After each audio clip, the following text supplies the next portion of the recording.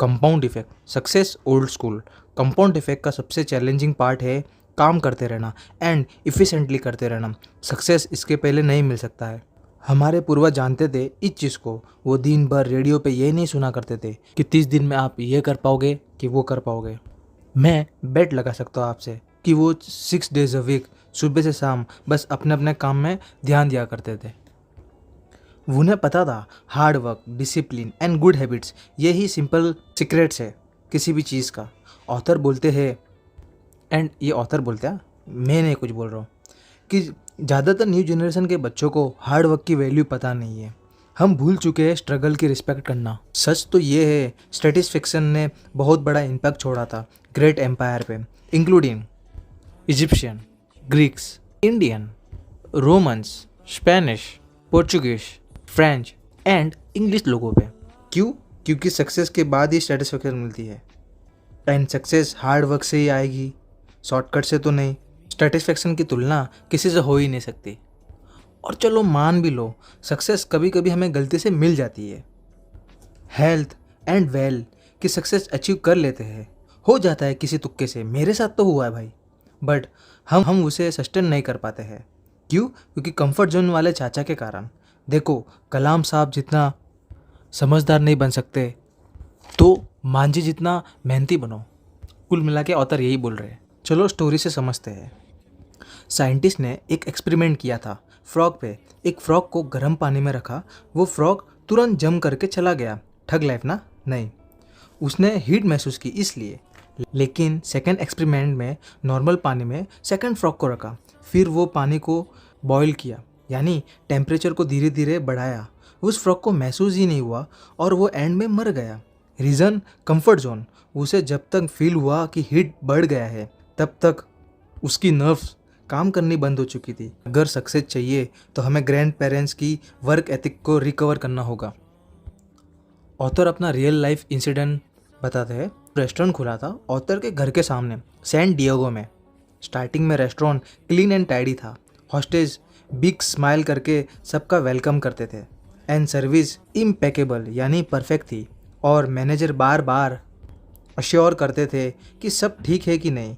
Main चीज़ food भाई साहब अच्छा था, लोगों को पसंद आने लगा था। लोग कभी कभी तो मोर देन 1 आवर तक वेट करते थे। फिर भाई साहब वहाँ के स्टाफ को सक्सेस सर पे चढ़ गया, हल्के में लेने लगे सर्विस को। हॉस्टेस को अरोगेंट अखड़ आने लगी। सर्विस स्टाफ भी कुछ खास सर्विस नहीं देने लगे। फूड क्वालिटी तो अच्छी थी बट धीरे धीरे रेस्टोरेंट आउट ऑफ बिजनेस हो गया। 18 मंथ के अंदर वो फेल हो गया बिकॉज ऑफ देयर सक्सेस, या फिर सक्सेस ने एफर्टलेस बना दिया था।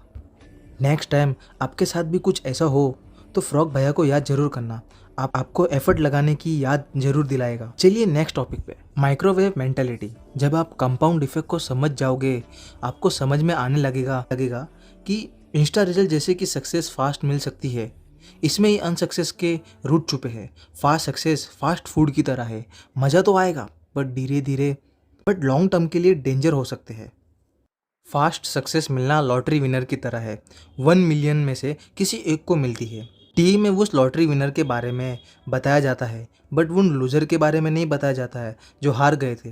एंड वो इंसान जो लॉटरी जीता है, ना जाने कितनी बार लॉस खाके वो एक बार लॉटरी जीता है, और ये तो उसका पास्ट हुआ। लॉटरी जीतने के बाद कितने लोग बैंकरप्सी तक पहुंच जाते हैं, ये चीज़ टीवी में नहीं दिखाई गई। हार्वर्ड के एक साइकोलॉजिस्ट चाचा डेनियल गिलबर्ट ने अपनी एक बुक स्टम्बलिंग ऑन हैप्पीनेस में लिखा है, हमें हर 30 सेकंड में एक लॉटरी लूजर मिलता है ऑन टीवी। ज़्यादातर ये दिखता है कि not I won but I lost. Las Vegas में न्यूज़ चैनल में ऐसा बताते हैं, मैंने तो नहीं देखा भाई। लास वेगस में सिंगल लॉस को रिकवर करने में ऑलमोस्ट 9 ईयर लग जाते हैं, बहुत ज़्यादा है भाई साहब।